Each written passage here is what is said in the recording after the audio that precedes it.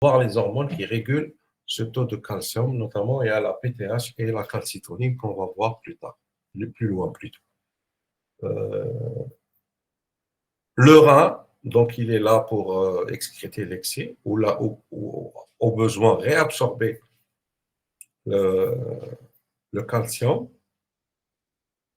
Et puis l'os qui peut fixer, soit il fixe le calcium, soit il libère du calcium en fonction de ce qu'on lui donne comme ordre, en fonction de l'hormone qui va agir au niveau de l'os. Donc, il y a de l'ostéolyse. S'il y a une ostéolyse, donc il y a forcément libération de calcium. Et puis, il y a de fixation de calcium au niveau de l'os, comme vous le savez. Alors, l'équilibre entre les besoins, enfin, entre les entrées et les sorties, il faut que cette balance soit nulle, comme tout bilan, quel que soit le bilan, comme on a parlé auparavant, le bilan hydrique ou le bilan sodique, le bilan azoté par exemple. Le bilan calcique aussi doit être nul. Donc, l'excrétion urinaire de calcium doit correspondre à la quantité de calcium absorbé, bien sûr, après l'ingeste. Et après que tous les besoins en calcium aient été ça veut dire que l'excès de calcium va forcément être éliminé. Et donc, pour essayer de garder une homéostasie, une calcémie constante. L'excrétion urinaire de calcium doit correspondre à la quantité nette de calcium absorbé avec une calciurie normale estimée à 2,5 jusqu'à 7,5 millimol par 24 heures. Sinon, on peut estimer par kilo de poids la calciurie des 24 heures est aux environs de 1 millimol par 10 kg par 24 heures, ou bien du 0,1 millimol par kilo par 24 heures, en fonction du poids de la personne. Alors, la plus grande majorité du calcium filtré par le glomérule, elle est réabsorbée au niveau proximal, bien sûr selon un mécanisme passif. Ainsi, par exemple, une hydratation suffisante avec un apport sodé permet de diminuer la réabsorption proximale et constitue l'un des mécanismes élémentaires de la prise en charge thérapeutique surtout en cas d'hypercalcémie. Ça veut dire que cette filtration, plutôt cette réabsorption, puisque c'est un mécanisme passif, ça veut dire qu'il est concentration dépendant. Si on a une hypercalcémie, ça veut dire que la concentration de calcium ou la quantité de calcium filtré au niveau rénal va être élevée. Forcément, la réabsorption aussi au niveau rénal va être élevée. Pour diminuer cette réabsorption, en cas d'hypercalcémie, on va essayer de diluer cette hypercalcémie et donc on va hyperhydrater. Ainsi, une hyperhydratation, une hydratation suffisante, suffira, par exemple, est parmi les mécanismes ou là parmi les armes thérapeutiques utilisées en cas d'hypercalcémie pour essayer d'éliminer au niveau rénal. Donc, quand on a une hypercalcémie, parmi les mesures thérapeutiques, c'est essayer d'aller hyperhydrater un petit peu pour essayer d'accélérer ou bien d'augmenter la fraction excrétée et diminuer la fraction réabsorbée au niveau du tube proximal.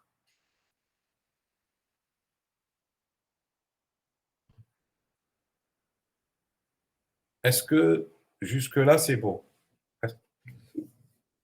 Pas de questions?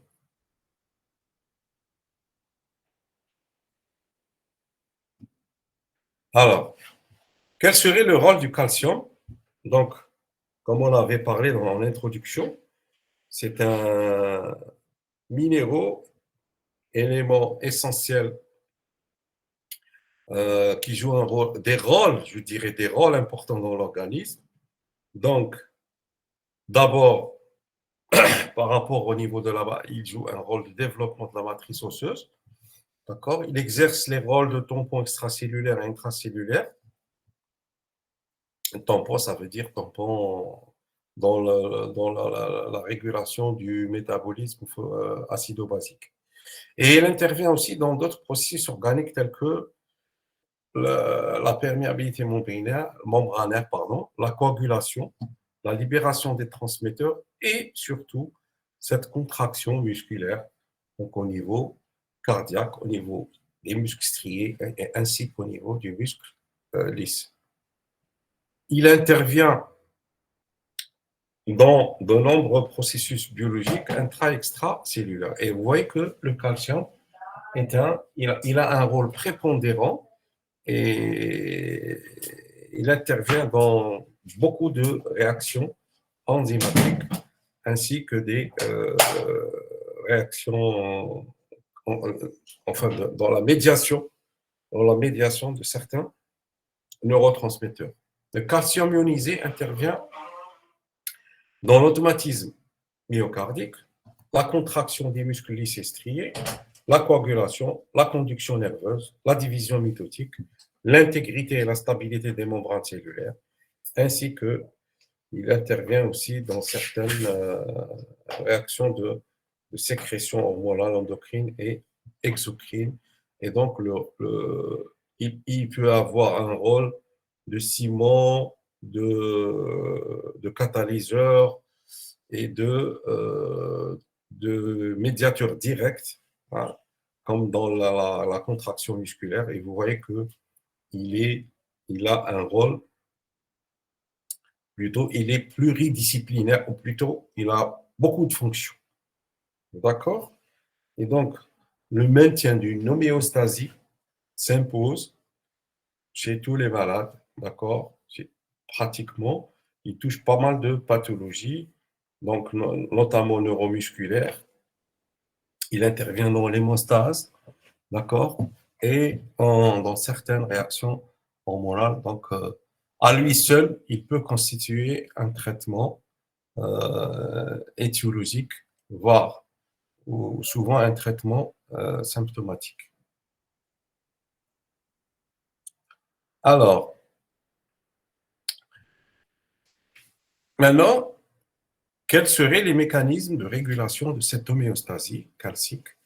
D'accord? À l'état physiologique, on sait qu'il existe un équilibre qui est permanent et qui devrait rester permanent entre le flux intestinal, ça veut dire ce qu'on absorbe, ce que le bol alimentaire nous apporte, et l'élimination, d'accord? C'est-à-dire l'excrétion au niveau digestif. Un équilibre permanent entre le flux rénal, là, ce qui est excrété, ce qui est réabsorbé, il y a toujours un équilibre entre la filtration et la réabsorption, ainsi qu'au niveau osseux, ça veut dire au niveau du métabolisme osseux aussi, il y a un équilibre qui devrait être permanent. Cet équilibre, donc au niveau des trois sites, c'est-à-dire intestinal, urinaire et osseux, explique cette stabilité, cette homéostasie calcique.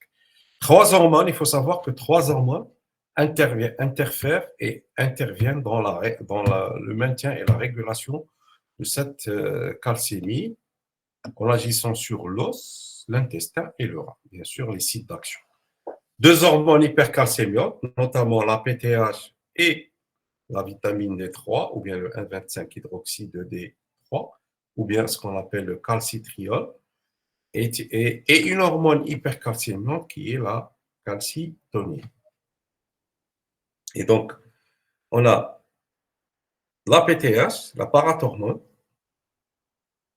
la vitamine D3 et la calcitonin. Trois hormones qui interviennent dans la régulation ou là, la régulation et le maintien de l'homéostasie du calcium, de la l'homéostasie calcique. Alors, par rapport, par rapport à la PTH, on va commencer par la PTH, qui est une hormone hypercalcémiante et hypophosphatémiante. Elle augmenterait la résorption osseuse et augmente la réabsorption tubulaire de calcium. Vous voyez qu'elle favorise la libération de calcium par l'os et la réabsorption et sa réabsorption au niveau tubulaire. Donc, la parathormone, elle favorise aussi l'absorption intestinale de calcium de façon directe en agissant par l'intermédiaire de la vitamine D ou la vitamine D3, car la PTH augmente la conversion du 25-hydroxyvitamine D en 1,25-hydroxyvitamine D3 dans l'heure. D'accord? Ça veut dire qu'au niveau intestinal, on parle de la vitamine D, au niveau rénal, on parle de la vitamine D3. Ah, on passe de la 25-hydroxyvitamine D en 1,25-hydroxy 2 vitamine D3. On verra tout par la suite. Les cellules parathyroïdiennes, ça veut dire que la parathormone est sécrétée par une glande qui est la parathyroïde. Ces cellules, elles sondent la concentration extracellulaire par l'intermédiaire du calcium sensing receptor. Ça veut dire que au niveau des cellules parathyroïdiennes, il existe des récepteurs sensibles à la variation du taux de calcium plasmatique. Ils sont appelés le calcium sensing receptor ou bien les récepteurs sensibles au calcium. Cette interaction des ions calcium avec le domaine extracellulaire déclenche une cascade d'événements intracellulaires aboutissant à une diminution de la sécrétion de PTH, une diminution de l'expression du gène de la PTH et une diminution de la prolifération cellulaire parathyroïdienne, ainsi qu'une augmentation de la dégradation intracellulaire de la PTH. Une augmentation de l'expression du calcium sensing receptor et des récepteurs de la vitamine D. Quand la concentration du calcium augmente, la sécrétion de PTH diminue et vice-versa. Et donc, ça c'est juste pour vous dire qu'il y a un feedback permanent entre le taux de PTH et le taux de calcium plasmatique. Si la calcémie, si le taux de calcium augmente, il y aura une inhibition de la sécrétion de PTH. Et si le taux de calcium diminue, il y aura une augmentation de la sécrétion de PTH, de la parathormone. Voilà, c'est juste un résumé des actions de la parathormone au niveau, bien sûr, par rapport à la calcémie, au taux de calcium plasmatique. Donc, elle augmente la réabsorption rénale du calcium, d'accord? C'est-à-dire les actions hypercalcémiantes, l'action hypercalcémiante s'explique par l'augmentation de la réabsorption rénale, l'augmentation de la résorption osseuse, ainsi que la stimulation elle stimule la transformation en forme active de la vitamine D3. Donc ça, c'est l'action hypercalcémiante. Et par rapport au métabolisme du phosphate, elle est hypophosphatémiante en inhibant la réabsorption rénale du phosphate. Ça veut dire qu'elle favorise l'élimination ou là, elle augmenterait la phosphaturie. Donc ça, c'était la parathormone. On a dit qu'il y avait 3 principaux régulateurs. Il y a la PTH, la parathormone, le calcitriol et la calcitonie.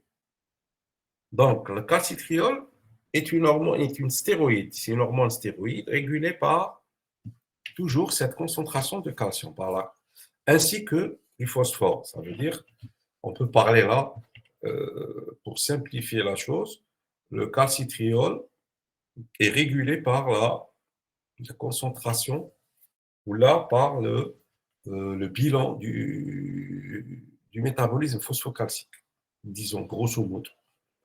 Donc, la vitamine D3 non hydroxylée ou cholécalciférol est obtenue par l'alimentation ou bien elle est générée dans la peau sous l'action des ultraviolets, comme vous le savez.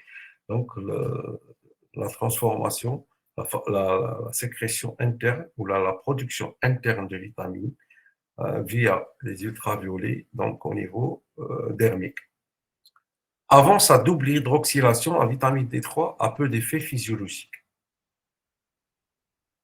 La vitamine D, dont le métabolisme actif est le calcitriol, c'est-à-dire le 1,25-hydroxyvitamine D3, après hydroxylation en 25 au niveau du foie, et dans le rein. Donc l'hydroxylation de la vitamine D se fait au niveau rénal.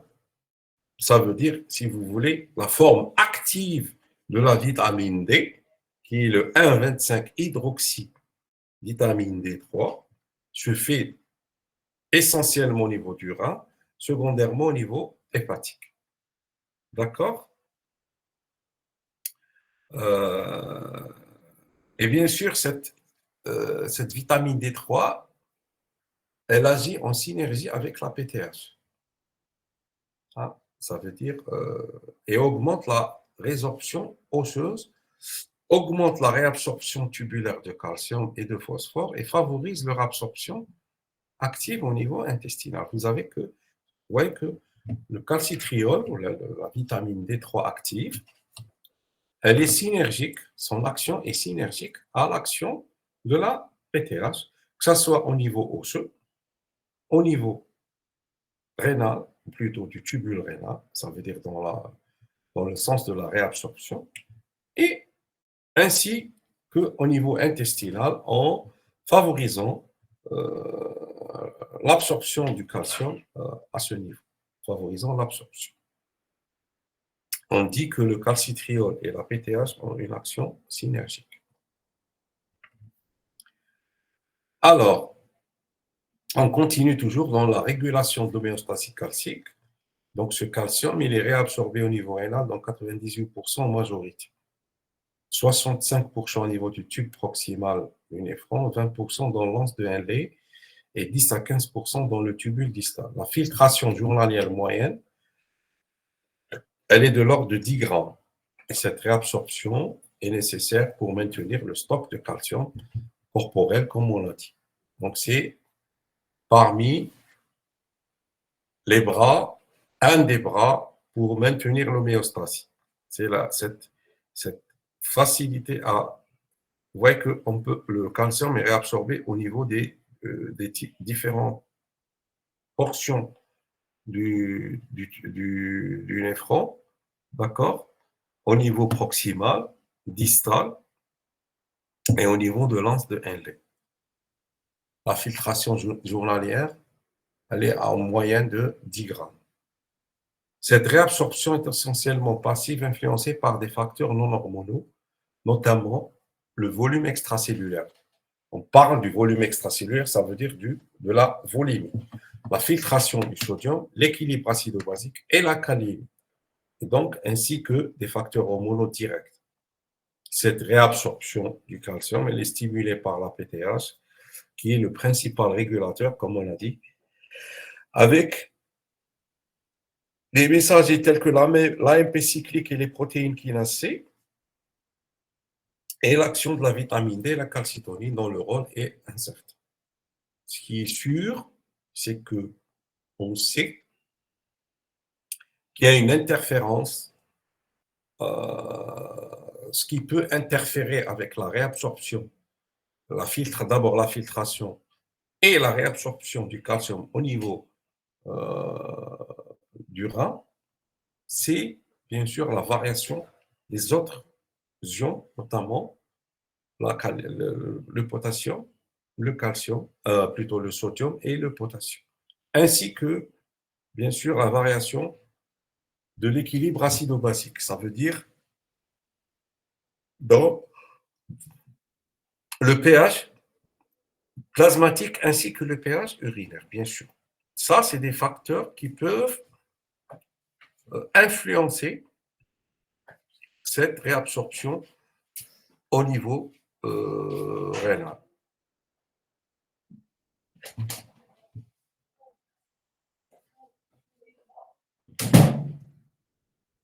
Alors, on a vu donc la vitamine D3, la PTH, et troisièmement, toujours dans la régulation de l'homéostasie calcique, la calcitonine, qui a une action, d'abord qui est une hormone qui est sécrétée normalement par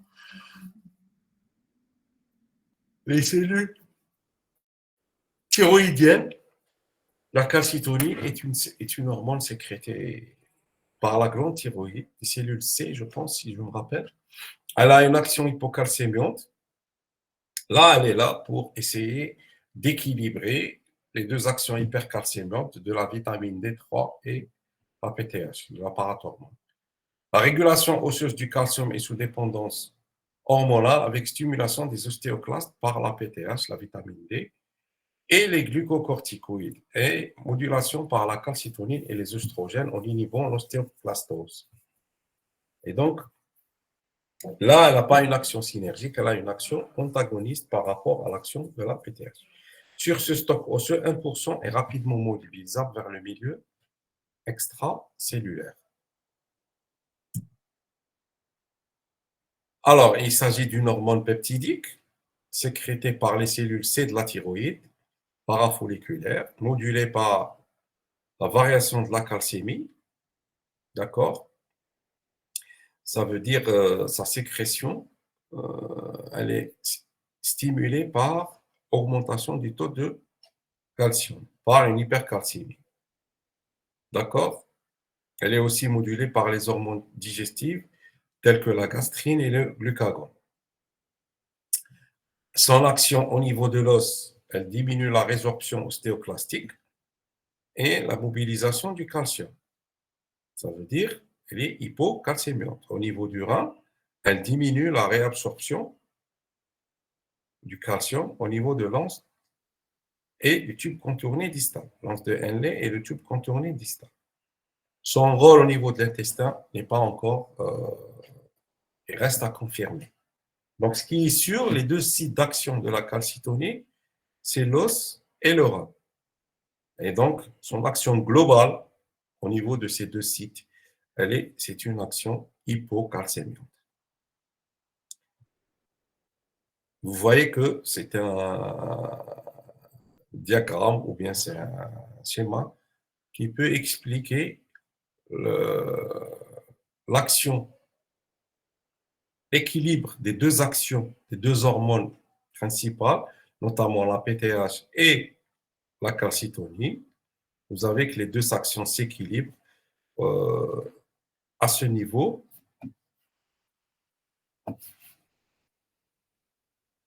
Donc ça, c'est la zone d'une calcémie normale, où l'action des deux hormones, si vous voulez, s'annule. Hein? À partir de là, si on est en hypercalcémie, c'est la sécrétion de calcitonine qui va démarrer. Et là, si on est en hypocalcémie, c'est plutôt la sécrétion de PTH. Bien sûr, ce contrôle, il est via, on a dit, les récepteurs calciques sensibles à la variation de la calcémie. D'accord? C'est comme on l'a dit dans la slide, on a parlé des calcium sensing receptors. Hein? Les calcium sensing receptors. Récepteurs calciques sensibles à la variation du calcium. Et donc ça, c'est un petit schéma qui résume la régulation des taux de sécrétion PTH calcitonine par rapport, donc si cet taux de calcium dans le plasmatique qui va essayer, en fonction de ce taux, l'une ou l'autre des hormones va agir en fonction de la variation, soit dans l'excès, soit dans le déficit. Et pour résumer l'action des différentes hormones, notamment la PTH, la vitamine D et la calcitonine, vous avez un tableau qui vous résume un petit peu l'action de chaque hormone au niveau des trois sites principaux, notamment l'os, au niveau du rein et au niveau de l'intestin. Donc, vous voyez que la PTH elle a un rôle hypercalcémiant, d'accord, par le remodelage au niveau de l'os, l'augmentation de la réabsorption de calcium au niveau du rein et diminution de la réabsorption des phosphates.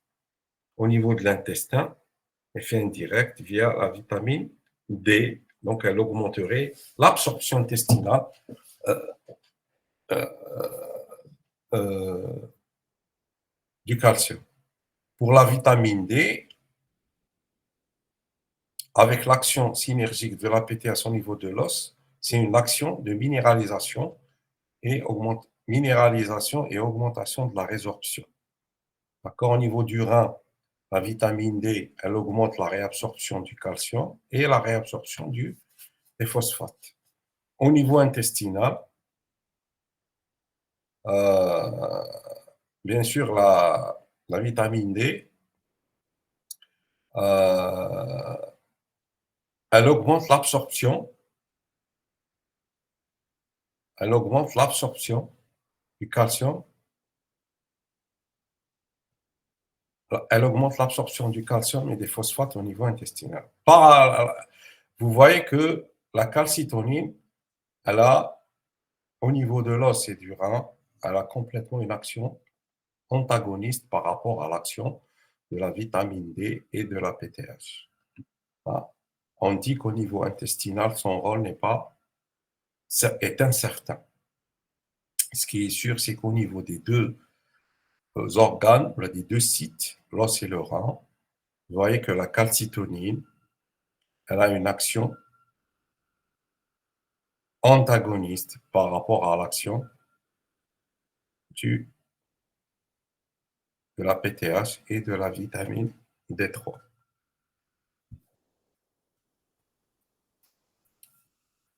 Alors,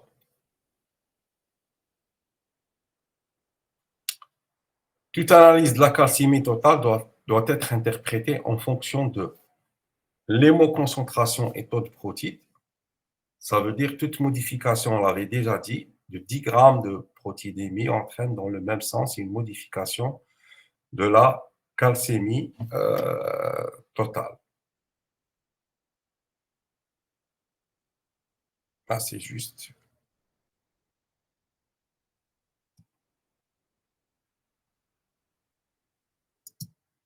D'accord. Donc, cette augmentation serait de l'ordre de 0,25 millimoles par litre. Il faut savoir aussi que le pH, l'acidose, diminue la liaison aux protéines et augmente la calcie et augmente le calcium ionisé. Donc, l'acidose, elle diminue la lésion aux protéines.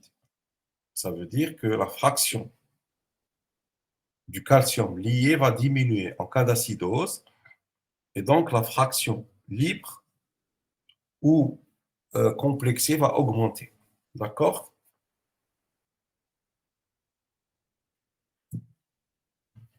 Trois mesures peuvent être réalisées. La calcémie directe, on peut doser le calcium qui reflète le calcium total avec ces trois fractions. Les valeurs normales sont comprises entre 2,2 et 2,5 millimoles par litre.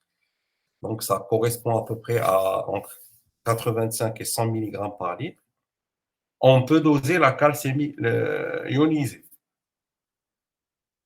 D'accord. Valeur normale, 1,15 à 1,35 millimoles. Donc, surtout, on demande le calcium ionisé en cas d'hypoalbuminémie sévère, d'acidose métabolique ou de patient hémodialysé. Et puis, en cas d'hypovolémie ou d'hypoalbuminémie, donc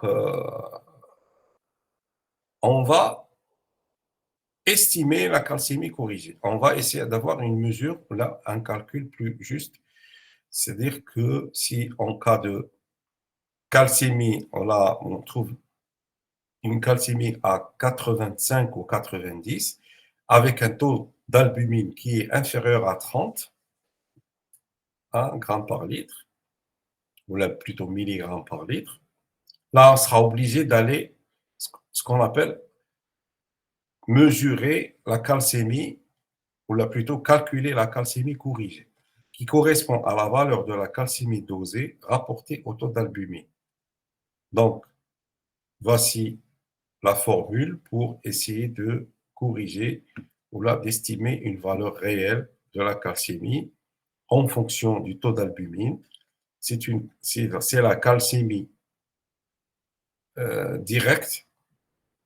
Le calcium direct, c'est celui qu'on trouve au labo, exprimé en millimol ou là en milligrammes par litre, plus un coefficient de 0,025 qui multiplie 40 moins l'albumine, moins le taux d'albumine mesuré.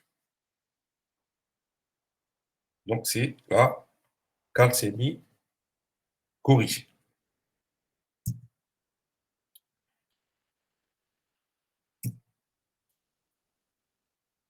Donc, je pense que le rappel physiologique était essentiel pour essayer de comprendre justement, on ne peut pas comprendre ce qui se passe dans la pathologie, dans les dyscalcémies, si on ne refait pas un rappel physiologique succinct et explicite, bien sûr. Donc, on a essayé d'être le plus explicite possible avec le minimum de, de, de diapositives. On a parlé du métabolisme, de la régulation, surtout la régulation. Il faut, là, donc, dans ce chapitre de rappel physiologique, il faudra surtout se rappeler un petit peu les taux de calcémie normale, l'homéostasie, quels sont les besoins à peu près en fonction des différentes tranches d'âge, les tranches d'âge. Et puis, il faut savoir que le calcium est c'est-à-dire quand on veut analyser le bilan entrée-sortie.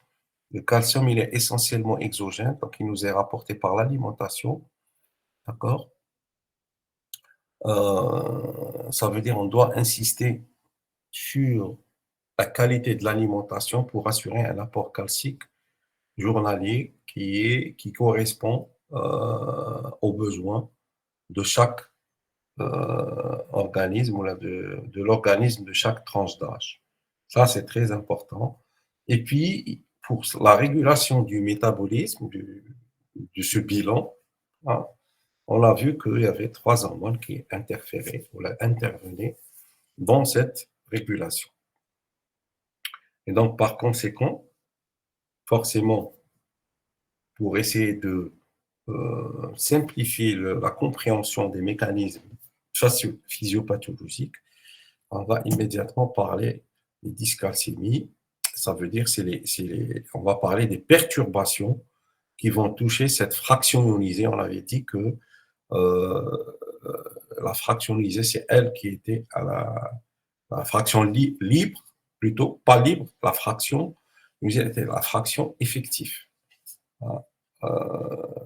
C'est la fraction, c'est elle qui va jouer un rôle dans les différents, par rapport aux différentes fonctions qu'on a citées, qui sont les fonctions du calcium au niveau de l'organisme, notamment au niveau musculaire, au niveau neuromusculaire, dans la transmission neuromusculaire, dans le rôle des tampons, le rôle de la contraction myocardique, ainsi de suite. Alors, donc on a les dyscalcémies, c'est les perturbations justement de cette calcémie.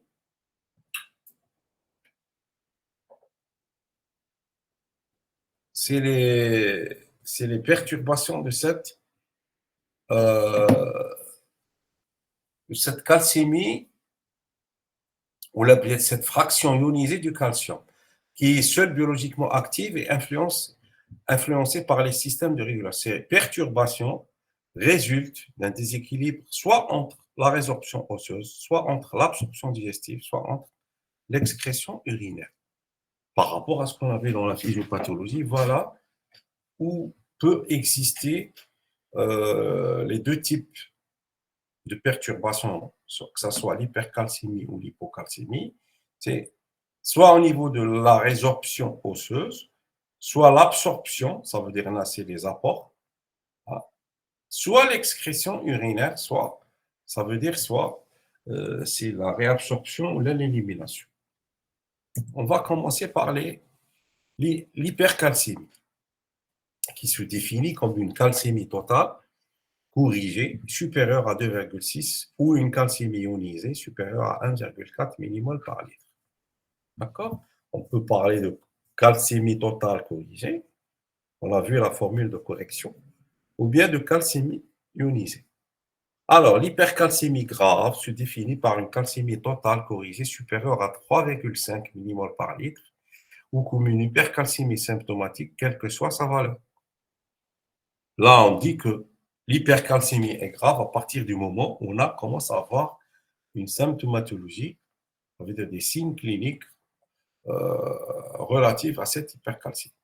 Dès qu'elle est symptomatique, on peut dire qu'elle est grave. Sinon, sur le plan dosage, c'est à partir de 3,5 millimol par litre. Alors, quels sont les mécanismes qui peuvent induire une hypercalcémie? C'est une hypercalcémie est le résultat d'une dérégulation entre les flux entrants et sortants.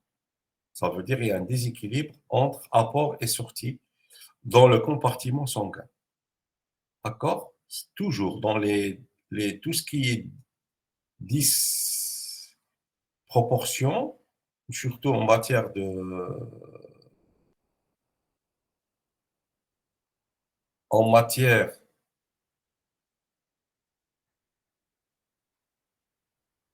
d'accord?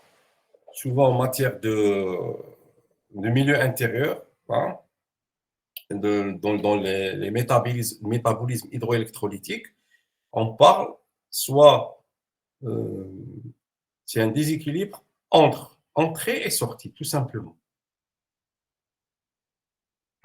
Alors, cette hypercalcémie peut être soit due à une augmentation de l'absorption calcique digestive sous l'influence de la vitamine D produite en excès, dans le cas des granulomatoses par exemple, ou suite à un surdosage thérapeutique, à un excès majeur d'apport calcique d'origine alimentaire, ce qu'on appelle les syndromes des buveurs de lait.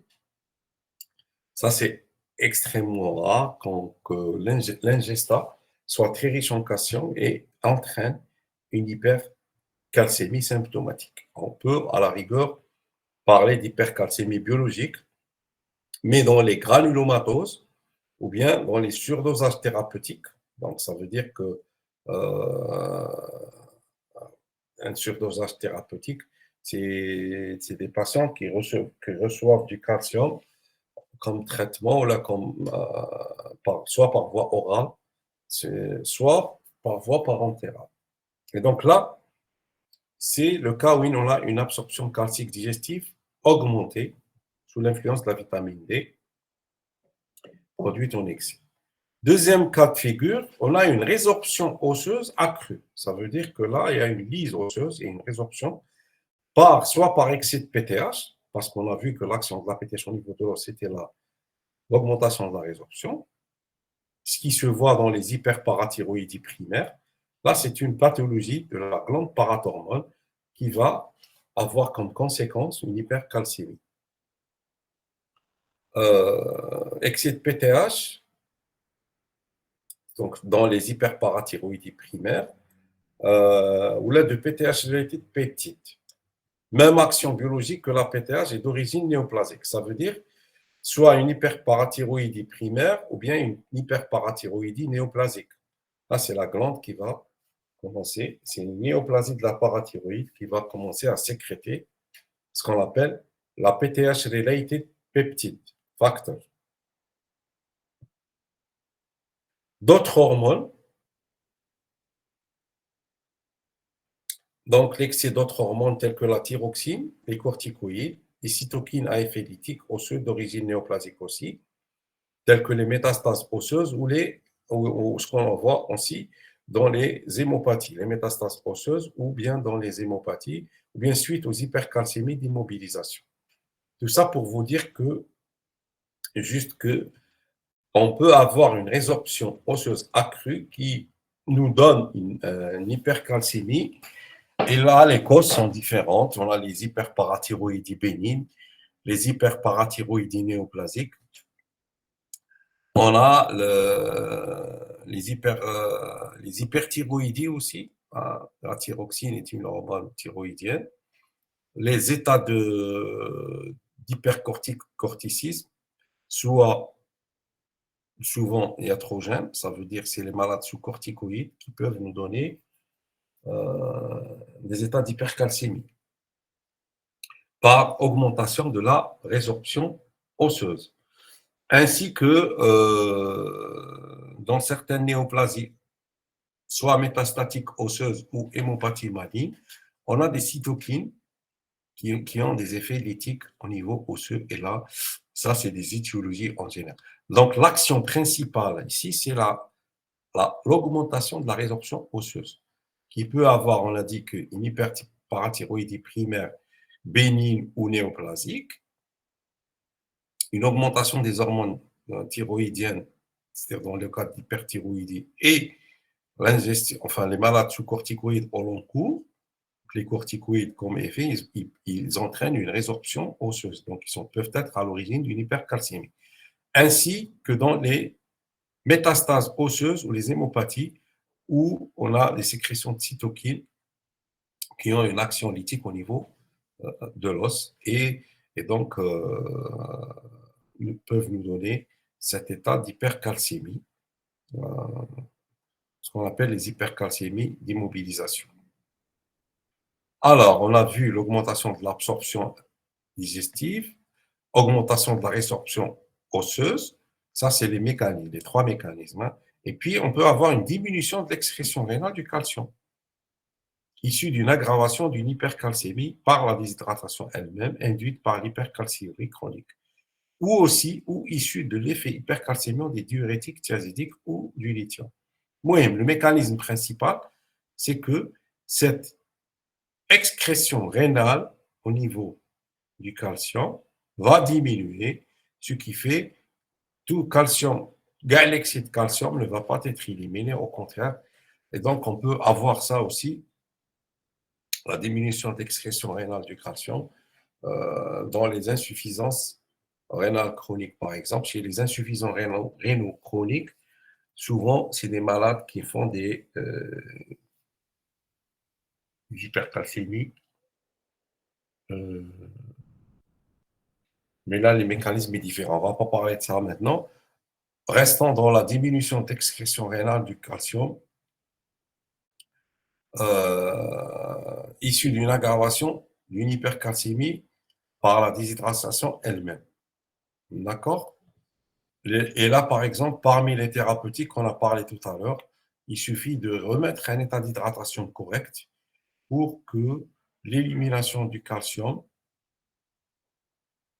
ou l'excès d'excrétion rénale du calcium soit augmenté. Il faudra augmenter les apports hydriques pour essayer d'augmenter, puisqu'on avait dit que l'élimination du calcium, c'était un phénomène passif au niveau rénal. Ça veut dire passif, ça veut dire concentration dépendante. Ce n'est pas un phénomène actif qui nécessite un échange d'ions au niveau rénal, mais plutôt c'est par rapport à sa concentration au niveau des différents au niveau des différentes parties du tubule du néphron.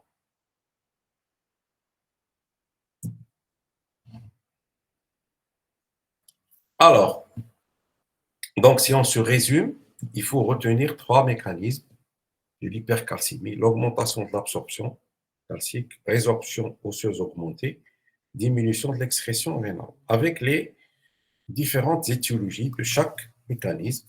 D'accord? Quelles seraient les conséquences maintenant de l'hypercalcémie? Donc, les conséquences, c'est par rapport au rôle du calcium qui est joué dans la physiologie humaine. Hein, d'accord? Action, d'abord, on va voir son action sur le cœur.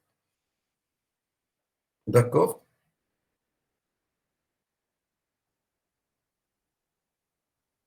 Il faut savoir que le calcium ionisé joue un rôle physiologique capital dans la dépolarisation de la cellule cardiaque. D'accord? Sa variation, donc, forcément, peut avoir un retentissement majeur sur l'activité et peut même mettre en jeu le pronostic vital. Alors, elle augmente le gradient de concentration entre le calcium intra-extracellulaire, ce qui fait qu'elle va accélérer l'entrée du calcium pendant l'ouverture des canaux calciques, ce qui conduit à une dépolarisation plus rapide. Cela se traduit sur le CG par un raccourcissement du segment ST et de l'intervalle QT. D'accord? Phénomène de ce qu'on appelle les réentrées qui vont accélérer, plutôt, cette variation de concentration va accélérer l'entrée du calcium vers l'ouverture pendant l'ouverture des canaux calciques. On aura une dépolarisation plus rapide. Donc, on aura un QT et un segment ST raccourci. Alors, l'hypercalcémie aiguë est à l'origine des troubles du rythme ventriculaire. Voilà. Donc, le raccourcissement du QT peut nous donner des extrasystoles ventriculaires, des tachycardies ventriculaires et des fibrillations ventriculaires. Donc, surtout quand cette hypercalcémie s'installe d'une manière aiguë, ça veut dire d'une manière brusque et sévère. L'hypercalcémie chronique est à l'origine de blocs auriculo-ventriculaires et de fibrillation auriculaire.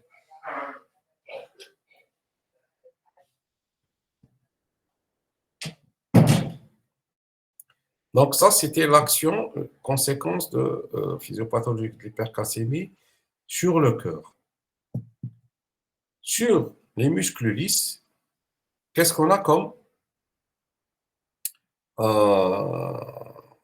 qu'est-ce qu'on peut avoir comme conséquence sur la musculature lisse? D'accord? L'hypercalcémie entraîne une contraction des cellules musculaires lisses artérielles par augmentation du calcium intracellulaire. L'augmentation du calcium intracellulaire majeure la contraction des cellules musculaires lisses. D'accord? Au niveau vasculaire, qu'est-ce qu'il va y avoir? Donc, on aura une majoration de la contraction des cellules myocardiques et musculaires lisses. Ça veut dire au niveau du cœur et au niveau des vaisseaux. Donc, conséquence ultime de cette action, puisqu'il y a une contraction musculaire lisse artérielle augmentée, on aura l'hypercalcémie est à l'origine d'une hypertension par augmentation des résistances vasculaires systémiques, sans augmentation du débit cardiaque. D'accord? On va parler plus simplement d'une hypertension artérielle secondaire à l'hypercalcémie par augmentation des résistances vasculaires systémiques. D'accord? Donc, au niveau de la musculature lisse, la conséquence est tout simplement une hypertension artérielle par augmentation des résistances vasculaires systémiques parce que on sait que tous les vaisseaux, notamment les artères, ont des muscles lisses qui sont sous la dépendance donc des récepteurs, bien sûr, récepteurs adrénergiques bêta. D'accord? Et donc, l'augmentation, l'hypercalcémie entraîne une majoration de la contraction des cellules myocardiques et musculaires lisses. Donc là, ils vont plutôt être stimulé, ce qui va augmenter les résistances systémiques, vasculaires systémiques et entraîner une hypertension artérielle secondaire. Donc, on a vu l'action, les conséquences sur le cœur, sur la musculature lisse et quelle est l'action sur le rein. Elle altère, donc il faut savoir que l'hypercalcémie altère la fonction rénale par plusieurs mécanismes qui sont d'abord directs et ensuite secondairement indirects en rapport avec l'hypertension qu'elle entraîne. Donc, elle inhibe l'hydroxylation, l'hypercalcémie au niveau rénal. Qu'est-ce qu'elle fait? Elle inhibe l'hydroxylation en N-alpha de la vitamine D dans la branche ascendante de l'anse de Henle. Elle augmente on a une augmentation du calcium ou du magnésium péritubulaire qui va diminuer la réabsorption de ces deux cations. Alors, l'hypercalcémie exerce une action diurétique qui explique la déshydratation globale fréquemment associée dans ce tableau. La perte de sel résulte d'une diminution de la réabsorption du sodium dans la branche ascendante de l'anse de Henle par inhibition du cotransporteur NAKCl2, secondaire à l'activation du récepteur du calcium. Vous voyez que au niveau rénal, quand même, il y a des interférences avec le métabolisme sodique et potassique ainsi que le chlore. D'accord?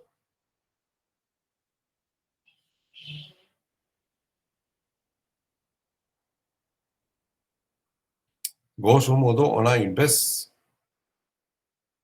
Il faut retenir que l'hypercalcémie est à l'origine d'une insuffisance carrément rénale hein, par rapport aux différentes interférences. Elle exerce une action diurétique,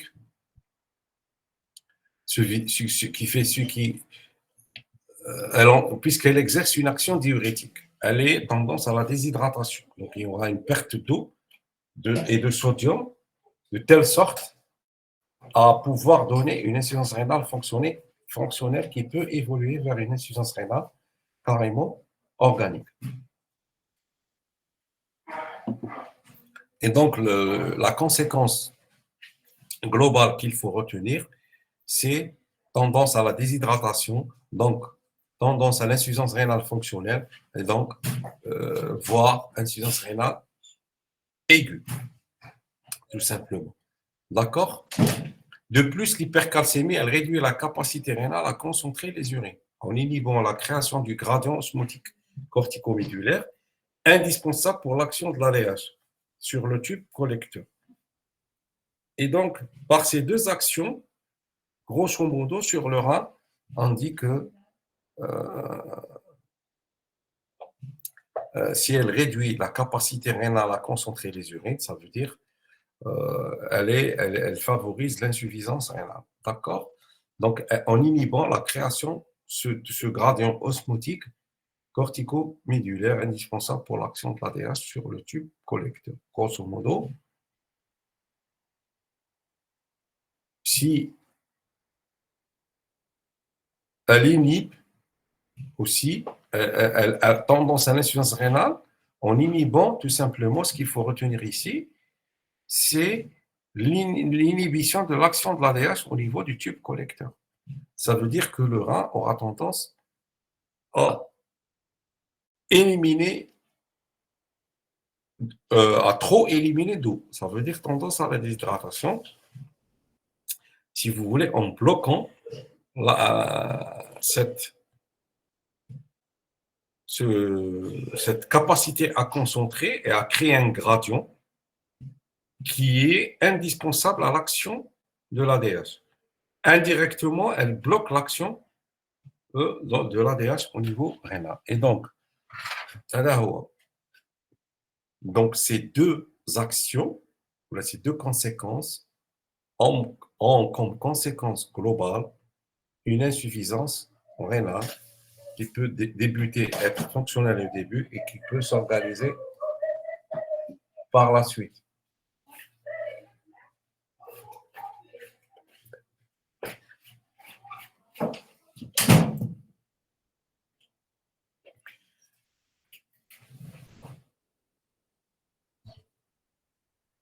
Est-ce qu'il y a des questions pour l'hypercalcémie?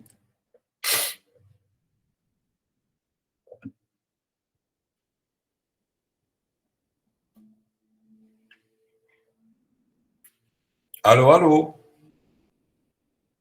Pas de questions? Donc, on va rapidement enchaîner avec l'hypocalcémie pour essayer de terminer le cours. Alors, bien sûr, l'hypocalcémie, c'est l'inverse de l'hypercalcémie. C'est une anomalie métabolique peu fréquente, se définit par une valeur de calcémie totale corrigée inférieure à 2,20 mmol par litre ou par une calcémie ionisée inférieure à 1,10 mmol par litre. Il faut distinguer les hypocalcémies vraies avec diminution du calcium ionisé, donc la fraction régulée, et les fausses hypocalcémies par diminution de la fraction liée aux protéines, parce qu'on avait dit que l'hypoalbuminémie interférait dans ce dosage. En effet, 40 à 45% du calcium sérique est lié aux protéines, principalement à l'albumine. Une hypoalbuminémie, qui peut être observée dans différentes pathologies, par exemple au cours du syndrome néphrotique, la dénutrition ou l'insuffisance hépatocellulaire, par exemple, aussi, peut conduire à une diminution du calcium total, mais sans diminution du calcium ionisé. Alors là, le bilan d'une hypocalcémie doit donc comporter un dosage du calcium ionisé et un dosage d'albuminémie, forcément, comme on l'a dit pour les hypercalcémies, encore plus pour les hypocalcémies. En cas d'hypoalbuminémie, on peut calculer, si on peut, normalement, on doit calculer forcément une calcémie corrigée. Alors, quels seraient les mécanismes de l'hypocalcémie? D'abord, on parlera des hypoparathyroïdies. Ça veut dire un déficit ou là, une diminution, une insuffisance hypoparathyroïdienne, qui est l'étiologie la plus classique de l'hypocalcémie. Alors, l'examen biologique va retrouver une calcémie avec une calciurie basse, une hypophosphatémie, PTH, AMP cyclique et vitamine D basse. Bien sûr, la PTH ne peut être que basse. Donc, cette hypoparathyroïdie peut être primitive. On parle d'hypoparathyroïdie idiopathique ou congénitale, comme le syndrome de Dijorge, l'hyperparathyroïdie idiopathique récessive liée au gène X, l'hyperthyroïdie auto-immune aussi. Donc ça, c'est les hypoparathyroïdies primitives. Les secondaires, surtout après parathyroïdectomie subtotale ou totale, thyroïdectomie, invasion tumorale ou amyloïdose ou sarcoïdose. On parle aussi de pseudo-hypoparathyroïdie. C'est des pathologies qui se caractérisent par une résistance des organes cibles à la PTH. D'accord? C'est des maladies plutôt auto-immunes, pathologies qui se caractérisent par une résistance des organes cibles à la PTH notamment. Ça veut dire le taux de PTH est où paradoxalement, on trouve un taux sérique de PTH très élevé. On a aussi, donc, comme on l'a vu, l'hypoparathyroïdie, avec ces trois types, primitifs, secondaires ou pseudo-hypoparathyroïdie, on parle des hypovitaminoses D, cause fréquente d'hypocalcémie. Ces hypovitaminoses sont dues soit à un défaut d'apport, surtout en cas d'association à un défaut d'ensoleillement. Là, c'est les régimes déséquilibrés, les régimes alimentaires. Soit une malabsorption digestive, après résection par exemple gastro-intestinale ou des diarrhées chroniques ou problèmes hépatobiliaires, soit un défaut d'hydroxylation au niveau rénal, soit un défaut des récepteurs de la vitamine D au niveau rénal aussi. Ça, c'est vu par exemple dans les insuffisances rénales, surtout les insuffisances rénales chroniques, ou pratiquement l'hypocalcémie est aussi chronique. Et donc, c'est des malades qui sont supplémentés en calcium à vie.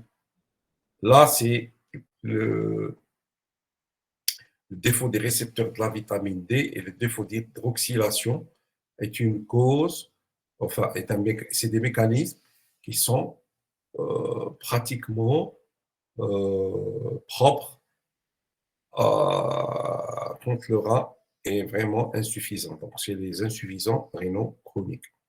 Le bilan biologique retrouve une hypocalcémie, une hypophosphorémie aussi et une élévation de la PTH, bien sûr, par feedback positif. C'est pour ça que les malades dialysés, enfin les insuffisants rénaux chroniques, dialysés ou non, font de l'hypercalcémie chronique, pardon, de l'hypocalcémie chronique. Et donc, c'est des malades qui doivent être supplémentés à vie avec un contrôle régulier. Ensuite, on a l'insuffisance rénale aussi. Là, c'est comme cause directe de l'hypocalcémie. Elle est secondaire à plusieurs mécanismes, une diminution de l'absorption tubulaire, une hypophosphorémie, une hyperphosphorémie et une baisse progressive de la production de vitamine D. Donc là, on va intégrer donc le deuxième mécanisme qui est l'hypovitaminose D. Donc on va l'intégrer comme, pardon, symptôme de l'insuffisance rénale, disons chronique. Hein. On parlera ici surtout de l'insuffisance rénale chronique.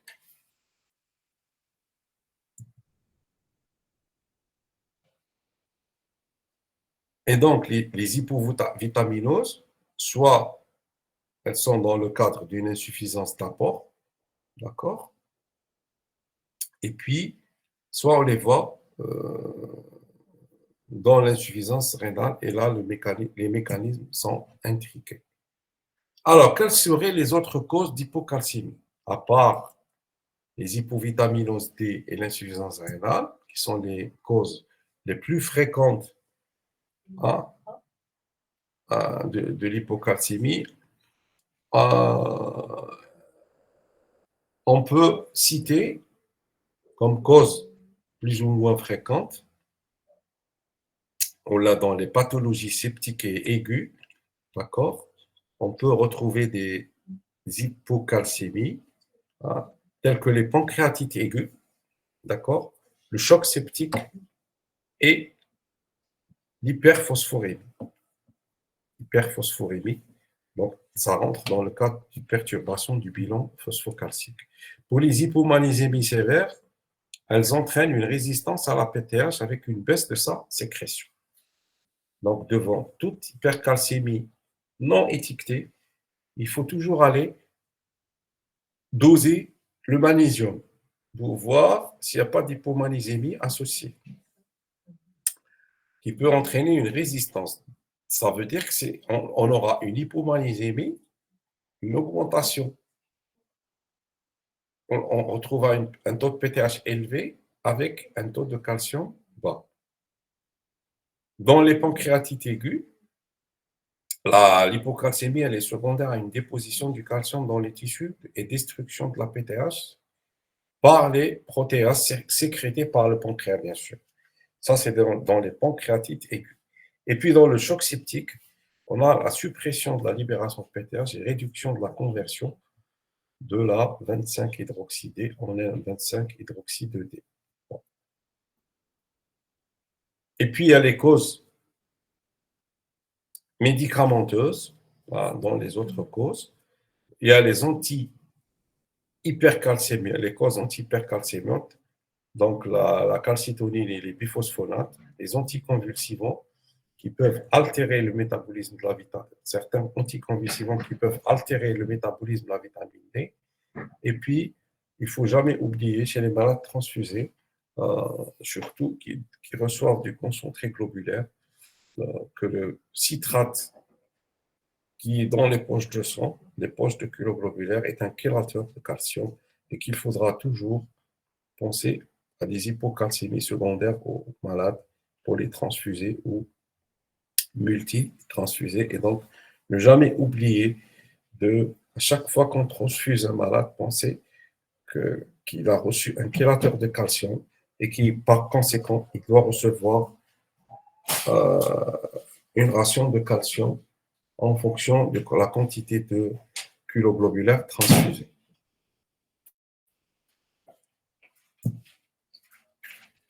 Alors, comme conséquence physiopathologique, bien sûr, tout dépend de l'intensité et de la profondeur de l'hypocalcémie.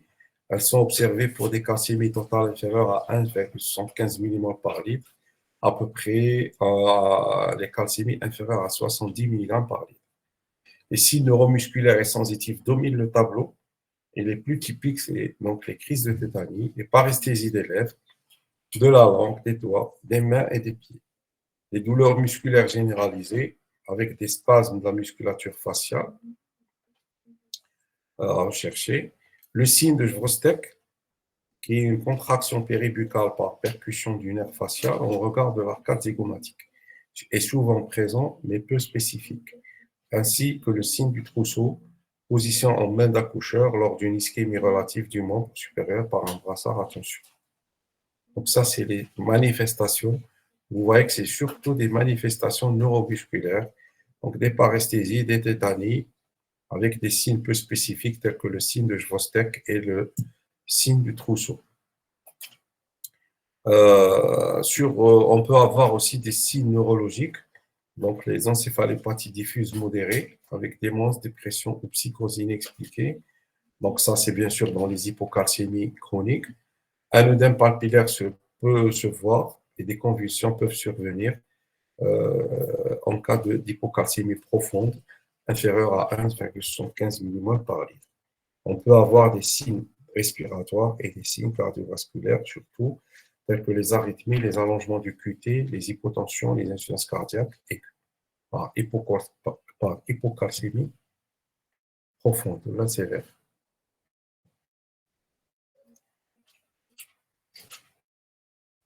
Donc voici grosso modo les mécanismes ainsi que les conséquences physiopathologiques de l'hypocalcémie. Vous voyez que c'est essentiellement les conséquences cardiovasculaires et neuromusculaires. Donc, bien sûr, ça, c'est relatif au rôle prépondérant que joue le calcium dans la transmission neuromusculaire et dans la contraction, dans la transmission neuromusculaire et la contraction musculaire, qu'elle soit myocardique, striée ou lisse.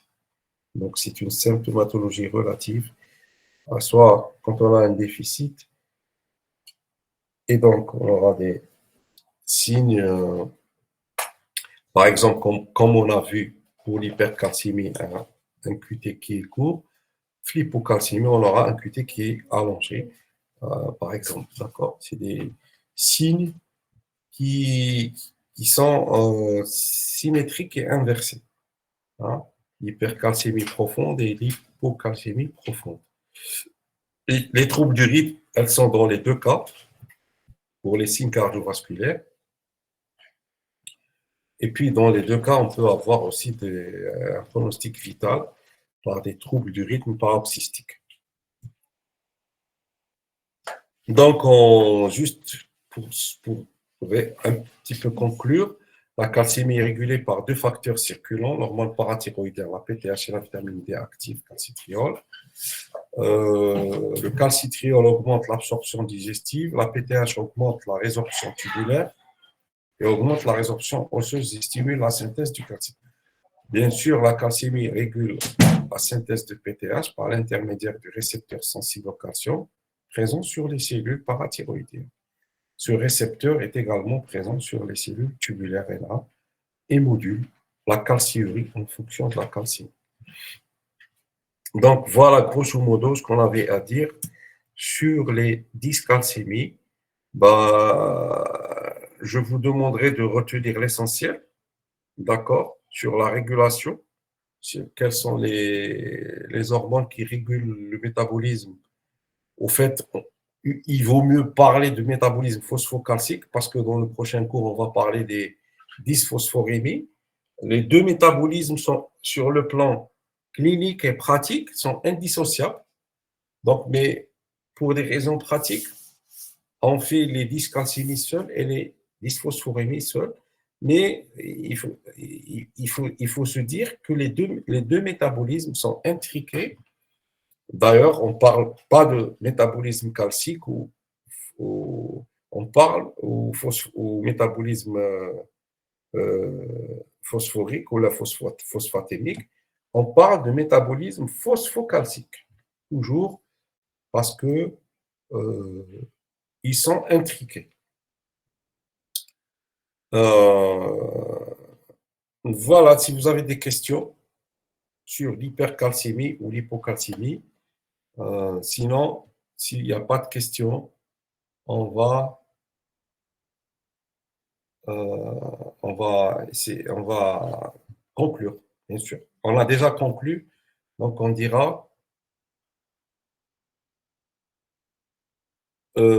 dira à la prochaine fois pour les dysphosphorémies.